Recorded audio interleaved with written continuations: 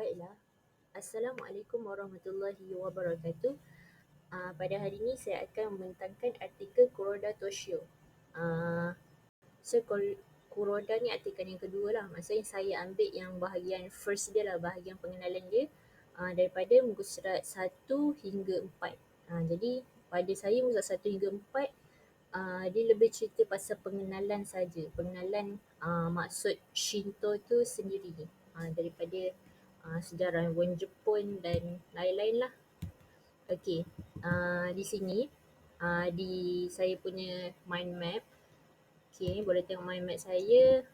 Pada saya letak Shinto kat tengah kan. Maksudnya nak jaga maksud-maksud lah. Bermula di bahagian kiri, petak warna hijau ni.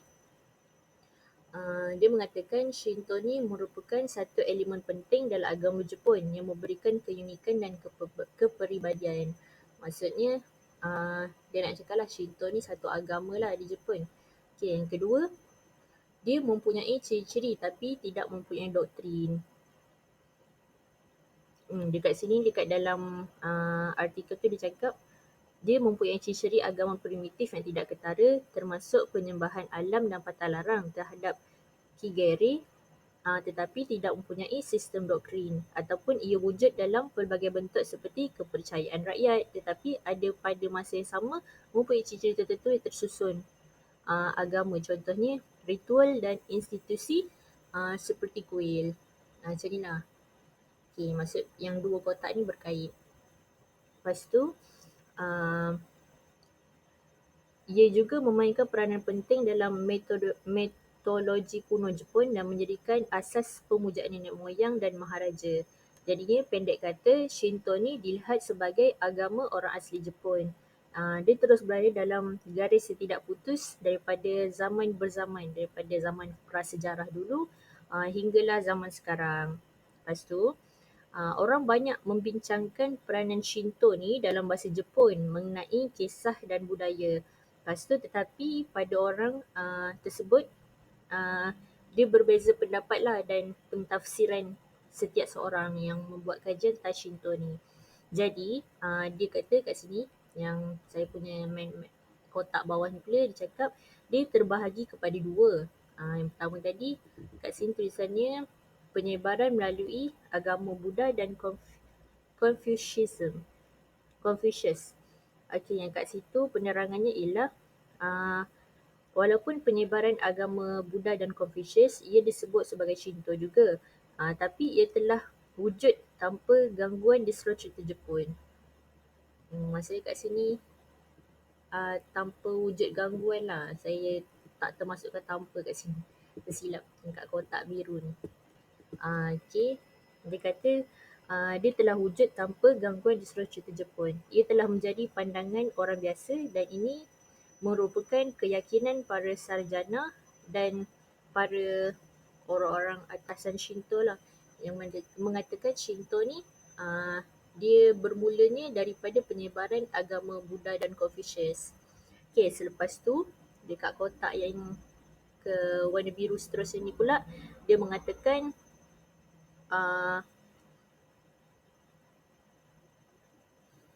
ia merangkumi mereka yang berfikir bahawa selain apakah ia wujud dengan nama Shinto. Okay, ni penerangan bawah lah. Ada yang mengatakan Shinto sebagai Shintoness. Kedua, gabungan hebat antara agama dan ritual. Maksudnya diorang nak cakap lah, dia Shinto ni macam agama ke ritual. So dekat sini perbincangan para sarjana diorang lah. Lepas tu kotak yang warna biru ni pula bawah ni, yang ke kotak seterusnya, suatu Shinto, suatu yang sudah lama bertapak di Jepun. Macam tadi kan dia cakap dia agama kuno. Maksudnya kalau kuno tu just dia daripada zaman prasejarah tu dia dah wujud dah. Macam tu dia nak cakap. Maksudnya dia bukan baru wujud pada tahun 2010, 2011. Tak, dia wujud kata pada zaman prasejarah. Okay. Lepas tu ada yang mencuba menghidupkan state Shinto. Lepas tu mengatakan seseorang yang mungkin beragama Buddha itu menganggap Shinto sebagai satu yang tidak mengubah budaya Jepun. Okay. Masuk ke saya punya bahagian yang sebelah ni, sebelah kanan ke atas ni, kebiasaan pada Shinto. Okay. Yang ni pula dia cakap terdapat sejarawan yang membahagikan 6 maksud Shinto. Macam saya cakap pada permulaan tadi, saya punya bab ni kan dia bahagian pengenalan je. So dia tak ada ceritakan pasal mendalam lah. Yang semua ni semua berkait pasal maksud Shinto tu sendiri. Okay, daripada sejarawan, dia mengatakan pertama, Shinto ni ialah satu kepercayaan agama yang terdapat dalam adat istiadat termasuk amalan khurafat. Maksudnya dia nak cakap lah Shinto tu termasuk dalam adat istiadat orang-orang Jepun. Lepas tu, yang kedua, dia mengatakan membawa maksud pihak berkuasa, kuasa, aktiviti kami atau menjadi kami atau kami itu sendiri. Maksudnya dia nak cakap kan kami tu Tuhan kan. So dia nak cakap lah mungkin Shinto ni dia nak maksud dia lebih kepada ketuhanan macam tu. Okay, yang ketiga, suatu konsep dan ajaran kami. Maksudnya macam ajaran keagamaan lah kan, konsep keagamaan. Keempat, suatu ajaran yang disebarkan oleh kuil tertentu. Okay, yang kelima, cara kami sebagai norma politik atau moral. Dan keenam, sebagai satu agama baru. Okay, yang ini, yang keenam ni adalah sejarawan daripada Jepun lah. Dia analisis dan dia buat kesimpulan apa maksud Shinto. So 6 ni tadilah dia dah simpulkan maksud Shinto tu. Okay, kita move ke bawah ni. So bawah ni ialah sambungan daripada sini lah. Yang dekat bahagian bawah ni saya ambil dekat saya punya artikel dekat muka surat 1 hingga 4, muka 4. Dekat sini lebih kepada muka 4. Yang 3 ayat Nihon Shokai ni. Okay. Nah itu penerangannya ialah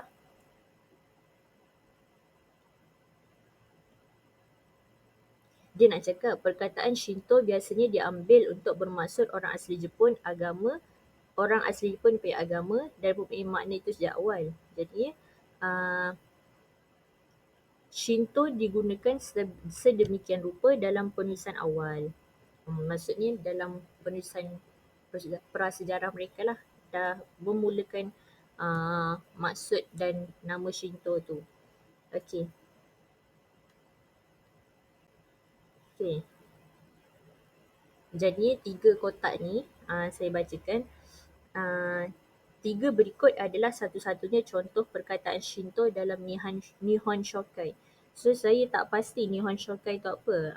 Macam kalau dekat dalam artikel ni, dia cakap Nihon Shokai ni macam jadinya dekat bahagian ni, dekat muka 4 tu, dia cakap namun jauh dari kesimpulan bahawa kata Shinto digunakan pada zaman awal untuk menunjukkan agama di asli Jepun. Macam sebelumnya cakap Shinto tak agama. Dan untuk itu alasan analisis sudah mengenai contoh dalam Nihon Shokai seharusnya diperiksa semula. Maybe Nihon Shokai ni adalah penulisan dia ataupun macam kitab dorang kot Nihon Shokai tu. Okay. Pertama, dia nak cakap Maharaja di Jepun mempercayai agama Buddha dan Shinto yang dihormati dan mulia. Okey, sebenarnya ini dia bukan ayat tau. Dia sebenarnya ini macam prolog. So dekat sini lah kalau kita buka dekat artikel tu, dia asingkan Maharaja mempercayai ajaran Buddha.